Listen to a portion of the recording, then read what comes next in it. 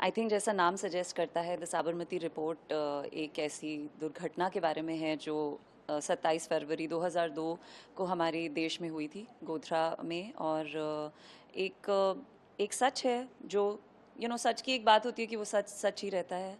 और उसको दिखाने के तरीके बहुत होते हैं, पर्सपेक्टिव्स होते हैं, और हमारी फिल्म बस उसी के बारे में है। जर्नलिज्म से रिलेटेड है, नाम में रिपोर्ट है, तो इसका मतलब जाहिर है कि हम ये बताना चाहते हैं कि क्या रिपोर्टिंग हुई थी, कैसी होनी चाहिए थी, और हम ये दर्शकों को प्रस्तुत करना चाहते हैं ताकि वो अपने खुद देखें और डिसाइड करें फिर कि क्या सच है और कितना सर, सच है। ये बिल्कुल सही कहा आपने कि ये उस दुर्घटना के साथ ही साथ पत्रकारिता पे भी कई सवाल उठाती है।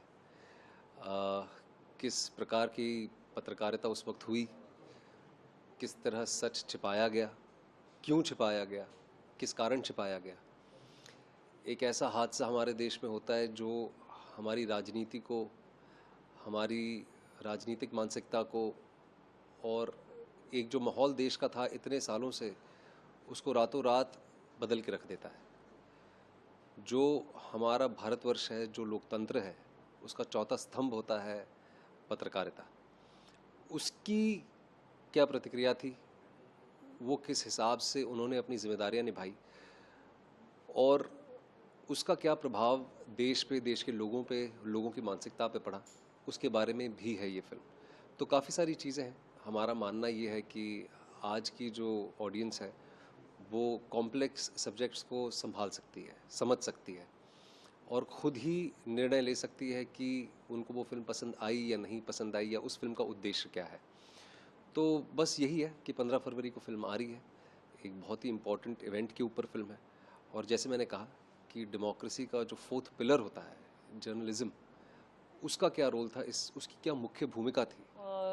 एकता ने बहुत सोच समझ के, और जो पूरी टीम है, राइटर्स की टीम, जितने भी सब लोग कनेक्टेड थे, उन्होंने बहुत रिसर्च की है इस केस पे। एंड मेरा एक पर्सनल जो जर्नी है एज एन एक्टर, वो यही है कि मैं वही काम करूं जो कुछ कर सके, कोई चेंज ला सके, किसी की सोच को जागरूक कर सके कि आप सोचें। तो मैंने हमेशा से वैसा ही काम किया है, तो ये मेरे लिए उसी डायरेक्शन में था। एंड इनफैक्ट बहुत ही पावरफुल था, ट्रू स्टोरी है, और उसे बताने का एक हम एक्टर्स हैं और हमारा मीडियम ही हमारा काम करना, हमारा जो कलाकार बन के हम जो काम करते हैं, उसी में हम अपनी बात कह सकते हैं सबसे अच्छी। तो आई थिंक जितना भी हम अंदर फील करते हैं एज सिटीजन्स, इससे बेटर कोई अपॉर्चुनिटी नहीं थी मेरे लिए कि मैं आऊँ और देश के इतने इम्पॉर्टेंट एक इंसिडेंट के बारे में, एक अनफॉर्चुनेट इंसिडेंट के बारे में कुछ पहल हो पाए, कुछ बात हो पाए, और उसमें मैं एक किरदार प्ले कर सकूं, तो मेरे लिए वो बहुत अहम था। ये जो ट्रोल करते हैं लोग, आपको उससे डर नहीं लगता? नहीं सर, डर नहीं लगता, ओके। क्योंकि वो बहुत सारी आवाज़ें हैं। कुछ लोगों की आवाज़ें अगर बुरी होती हैं तो हज़ार करोड़ों लोगों की आवाज़ें बहुत पॉजिटिव होती हैं। तो उन चुनिंदा लोगों से डरना नहीं चाहिए। सर, मेरा भी यही व्यू पॉइंट है। और मेरे बारे में तो हर दूसरे तीसरे हफ्ते कुछ ना कुछ होता रहता है। तो मुझे डर नहीं लगता, बिल्कुल नहीं लगता, क्योंकि जैसे रिद्धि ने बहुत सही कहा कि हम उन चंद मुट्ठी भर लोगों के डर से आ, उन उस पूरी आवाम के साथ हम इनजस्टिस नहीं कर सकते हैं जो हमारी बात से सहमत है। और जो मेरी फिल्मोग्राफी रही है, जो मेरी कोशिश रही है इतने सालों से कि मैं कुछ ऐसी फिल्में करूं जिन जो लोगों को इंस्पायर कर सके, जो एंटरटेन तो करे ही करे, पर साथ ही साथ में, क्योंकि मेरा ये मानना है कि सिनेमा एक बहुत ही इन्फ्लुएंशियल मीडियम है, और मैं ये जो प्रिविलेज है मेरे पास, मैं उसका सही उपयोग कर पाऊँ और लोगों को एंटरटेन करने के साथ साथ इंस्पायर भी कर पाऊँ। और ट्रू स्टोरीज़ करना मुझे पसंद है। बायोपिक मैंने अभी की हाल ही में, 12th फेल, लोगों ने उसे भी पसंद किया। ये भी एक सच्ची कहानी पे आधारित है, तो उम्मीद है कि ये भी लोग पसंद करेंगे। पर रहा सवाल सोशल मीडिया का, पहले बहुत फ़र्क पड़ता था सर, जब ये चीज़ बहुत नई नई थी मेरे लिए भी, और मेरे ख़ास तौर पे मेरे परिवार के लिए भी, क्योंकि वो आम जनता है, उनका मीडिया से कोई लेना देना नहीं है, तो उन पे काफ़ी असर होता था। लेकिन आहिस्ता आहिस्ता करके उनको भी मैंने कंडीशन कर लिया है कि ये नेमलेस लोग हैं, ये फेसलेस लोग हैं, ये अपने घरों के अंदर बैठ के अपने प्रिविलेज पे बैठ के लोगों पे उंगलियां उठाते हैं, तो उनसे नहीं डरना चाहिए। और जो आपकी दिल की बात है उसे निडर होके निष्पक्ष होके सामने रखनी चाहिए, और यही एक कलाकार की जिम्मेदारी होती है मेरे ख्याल से। कभी रिलीज है ये फिल्म? ये 15 नवंबर को रिलीज़ हो रही है आपके नज़दीकी सिनेमाघरों में। बहुत ही मेहनत से हमने इस फिल्म को बनाया है, और उम्मीद करते हैं कि आपको ये फिल्म पसंद आएगी और आप लोगों को रेकमेंड भी करेंगे। थैंक यू हमसे बात करने के लिए। Thank you so much. जुलूक सेंटर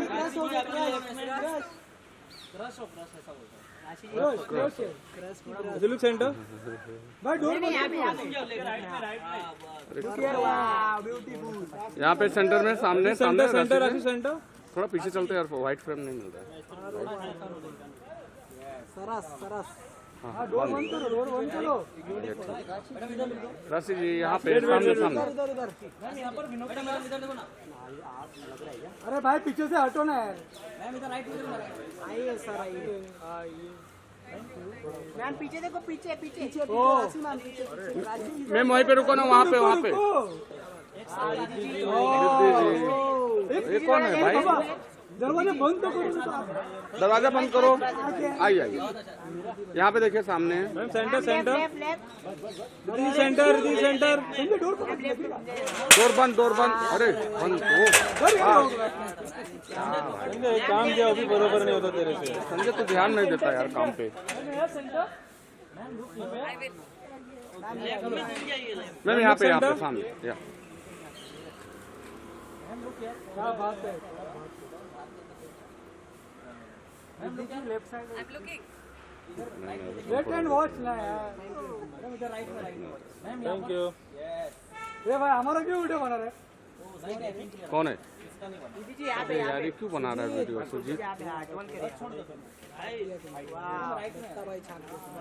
वाह क्या ब्यूटीफुल, फुल मिल ही नहीं रहा है। Beautiful, thank you. ये हमारे वीडियो क्यों बना रहे थे? चलो चलो नेक्स्ट। Thank you. क्या भाई यहाँ पे सामने। भैया सामने सर, सामने ही सर, यहाँ पे वेट। यहाँ पे देखिए बेटा सामने राइट में देखिए, राइट में राइट देख रहे हैं। एक दिन वो मार खा